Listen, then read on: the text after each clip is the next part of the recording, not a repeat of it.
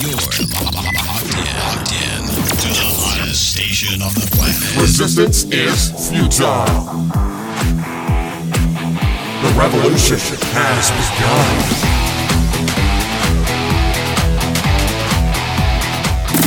You're listening to Rebelpreneur Radio, helping you break the rules and build the business you need for the life you want. And now, broadcasting his pirate signal from somewhere beyond the status quo, here's your host, best-selling author, marketing and media strategist, Ralph Brogden. Hello and welcome to Rebelpreneur Radio. It's the show that helps you build the business you need so you can live the life you want. I'm Ralph Brogden. Our show is all about being a rebel with a cause. So I'm really attracted to entrepreneurs who are rule breakers, rebelpreneurs. And then there are people that take it to an even deeper level, and they bring that rebelpreneur mindset to their business and to their professional practice. I'm speaking specifically of the rebel therapist who is joining us on today's program, Annie Schuessler. She is a business coach and the host of the Rebel Therapist podcast. She's been a therapist in private practice for over 17 years and a business coach for 9 years. With her Rebel Therapist program, she helps therapist entrepreneurs make an impact beyond the therapy room. Annie, welcome to Rebelpreneur Radio. Thank you. It's fun to be talking to another rebel. Yeah, I think we are both really on the same page as far as stepping outside the box and doing business a little bit differently from the way maybe we have been taught to do the business. You have been pioneering in this area for many years. On your website, you talk about some of the struggles that you have with mindset and money and turning your passion into a business. Tell us a little bit more about how you got started in therapy and then what made you transition over into the Rebel therapist. Well, yeah, that's a great question. So I got started as a therapist because I just always loved having deep conversations with people and helping people through their problems. And I was kind of just a natural therapist. It felt like an inevitable thing to happen. And so I was in private practice for several years and helping a lot of couples and individuals work through their personal problems. And then I started to feel constricted. I started to feel like there was actually more, that I loved my therapy work, but there was actually more that I wanted to do. And as you may know, definitely therapists listening know, there are a lot of rules to being a therapist that are there for good reason, but it also means that when you want to get creative with your work, when you want to start serving people in different ways, you really need to go beyond the therapy room and figure out how you're going to do that. And you have to, be innovative and creative in that process. So for me, that was about business coaching, that I discovered I could use my therapy skills, my listening, my understanding, my ability to help people work through problems. I could take those skills and I could actually help other therapists grow their businesses. So that's what I started doing 9 years ago. And it's been incredibly rewarding and fun for me. Very interesting. And as I said, you mentioned on your site some of the struggles that you had in that transition. And I think that really speaks to some of the same struggles that a lot of rebelpreneurs have around mindset, around money, struggling because you don't know how to take the thing you're passionate about and turn it into a profitable business. And there's all kinds of mindset work that has to happen so that we can do that effectively. What were some of the key distinctions you had to make as you were overcoming that struggle and going on not just to build a practice for yourself, but to help other therapists as well? Yeah. So for me, and for a lot of people who I work with, because I help a lot of therapists move beyond the therapy room. So I help people build their practices, but I mostly focus on helping them create businesses beyond the therapy room. So some of the things that come up for them, and definitely came up for me in that transition, was feeling like, all right, I've got all this training. I'm making a great living as a therapist in private practice. I'm doing things kind of the way that I'm supposed to. It's really scary to then break out of that. There's a certain kind of, you've heard of golden handcuffs. When things are going well, when you're doing what you're kind of supposed to do and it's working out for you, it can be scary to do something else. Right. So for me, there was this one really pivotal conversation where I was talking to my wife about this, and I was telling her, and I was actually starting to tear up as I talked to her about it, that even though things were going so well, and I am the main breadwinner in my family, so, my need to bring in an income was really important. So I started to cry as I talked about how even though things are going so well, I don't feel completely fulfilled. I don't feel like I'm doing everything that I'm meant to do. And so I was dealing with this kind of fear of going in a new direction and this sunk cost anxiety. Like, I have put so much into this education, this experience, this training, and building up a reputation. Is it really okay for me to go in a new direction after having put so much into this? So, I'm really lucky that what she said was, life is short. We've got to get you doing what you really want to be doing. So she completely encouraged me. And that was a big part of how I moved through that mindset issue of having fear of going in a new direction. And that's what I help a lot of my clients with too, is it's great that things are going well for you in private practice. But if there's something more that you're meant to be doing, it is really okay to take a risk and go in a new direction. And that really is, I think, speaking to the heart of what it means to be a rebelpreneur. And in your case, you became a rebel therapist. You're the host of the Rebel Therapist podcast. And all of that was possible because you asked, what else is there? How much farther can I go with this? And listening to your heart and following that. And I think that has broad application to any business, any profession that we want to engage in. Doing it the way everyone else is doing it is going to get you the same result that everybody gets. And if that's not the result that you want, if that's not going to light your fire and make you really passionate, then it's time to ask these questions of yourself and to launch out and to go further. And so, you've been doing that successfully. You're helping other people to do that. Is there a common problem or an obstacle or a kind of a universal challenge? And I guess fear, that might be too easy of a thing. All of us experience fear.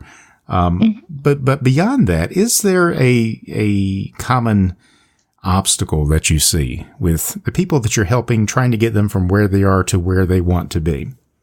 Yes. And so there are very particular fears that come up and a few other things. So people are afraid of being judged by their colleagues. And I think it's exactly what you said. If you do what everyone else has done, if you do what you've already been doing, you're not going to get new results. But it is scary to think of being judged. If I put something new out there, my colleagues in this field are going to judge me. There's also an overwhelm that comes up for people when you're stepping into, the online business world. There is a huge learning curve, and it's different than setting up a brick and mortar business. So people just hit this spot where they realize how much they don't know, and they don't know where to start. And if they have the guts to try it and get something going, let's say someone puts together a workshop or an online course and it doesn't work right away, they don't get people purchasing right away, they often take that as a sign that they don't have what it takes and they turn back. So people compare themselves to others. They look at people who already have a track record because they already went through those early failures. Yeah. But they don't see what those people have been through. They just see where they are now. So that is really a moment that a lot of people, pretty much everyone I have worked with, hits. And what is so profound about this is you can be very gifted and very experienced, at what you do, whatever your gift and your skill is. But that is a different skill set and a different giftedness than the skill and the gift of being able to then take what you do, communicate it to other people, and create a business that delivers that consistently to people, either online or offline or both. But that's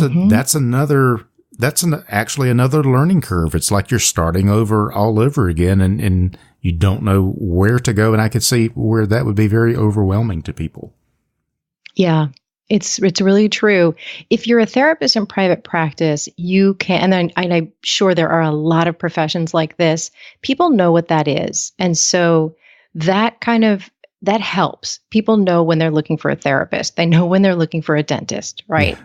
And so even if that therapist or that dentist or that lawyer doesn't have incredible messaging, they may be able to still fill their practice. But when you're creating something new, you actually have to be very clear on what you're doing, how it helps people, so that the people who you can help are going to immediately understand what transformation is possible in working with you.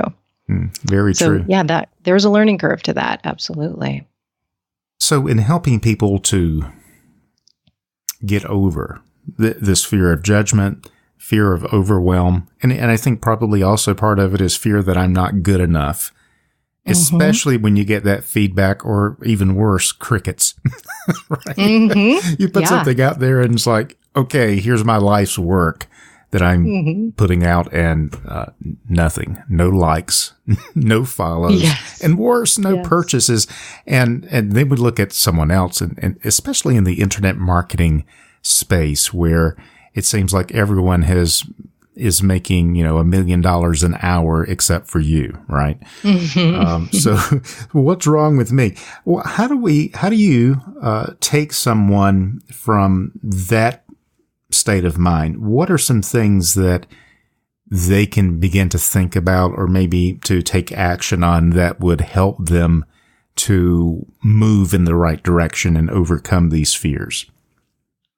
That's a great question. So the first thing is to take on a mindset of experimentation, that even if they have been a successful therapist for 10 years, it's time to get back into an experimentation mindset, that this is a new project they're taking on, and to start getting ready for some frustration tolerance and looking at this as a bunch of different experiments. They're going to look at what's the niche that's going to work with this new part of my business. And instead of expecting to get it right in the first moment, they're going to think of this as the first of many experiments. And it's really important at this point also to get into a community and find people who have already done this, have already succeeded at this, to find a mentor or a coach. That makes a really big difference. And to set aside time blocks where you are going to think of this new experiment, this new business, this new project as something that you're going to spend some hours on every week, and you're just going to put that into your calendar and really stick with it. So there is no quick fix or instant results. This is going to be a process of experimentation, a learning curve, trying and failing, but being consistent and learning as you grow, and then discovering what works for you. Absolutely. When I start working with people, I want them to set a goal of making, with their new business, making $20,000 or more in the first year. And so some people might say, well, if I'm a therapist in private practice, I'm already making way more than that. But what we're talking about is that first 20K in your new business. And so what I've found, I'm sure you've noticed the same thing, is that 20K is the very hardest 20K that they will ever make in this new business. So the experiments that they're going to do to really get that niche right and really get that offer right and their messaging right, that's going to lead to the 20K, which then they're going to be able to double and triple and, really just blow past. Yeah. So that's a really important thing I want people to step into whenever they get started on this. Yes. And once they dial that in, then they can duplicate that process and they can experience that growth. How would working with someone like you, although there are no shortcuts to success, we can maybe speed up that learning curve by working with someone who specializes in getting us from point A to point B. How would working with someone like you really improve their chances for success? One thing is it really decreases that learning curve. So I've seen a lot of people work through this process. And so I know what questions people need to ask themselves and what experiments people need to do to find the right niche and the right offer. And as we know from people like Brian Clark of Copy Blogger, if you get that niche and that offer right, that's 80% of what you have to figure out. Yeah. The other 20%, the marketing, I can teach them that too. But I like to really, in the beginning, focus on getting the niche right and the offer right so that they don't have to have as many failures in the beginning. They don't have to take 5 years to get to the right niche. Yeah. So we just really speed up that process. So in your case, as a therapist entrepreneur, what are some examples of niches that you would tend to focus on or help your clients to pay attention to? Well, the things that they want to pay attention to is this an identifiable problem that this person is already seeking help for? They've already tried some things and they haven't found those things useful yet. That's going to be a much easier niche than trying to convince someone, hey, this will help you. This will make your life better. Or here's a problem that you don't know you have. Let me convince you that this is a problem. That's tough. Yeah, that is a lot of work. So some examples are, a wonderful woman I've worked with, April Harder, has created an anti-racism program where, she's a Black woman. She helps white people become less racist by figuring out what their unconscious patterns are. Do white people actually pay for that? Absolutely. Yeah. There are a lot of people who are really committed to becoming less racist, becoming more anti-racist, and don't know where to start, don't know how. That's incredible. That's incredible because I'm thinking, someone listening and they're thinking, well, I don't know if people would actually pay for the expertise or if they would actually pay me to teach them how to do this.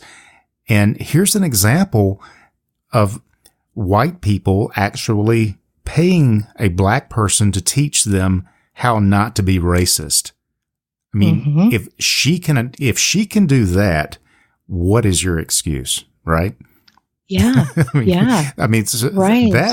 That's mind blowing to me that someone is doing that successfully. That is an awesome testimony.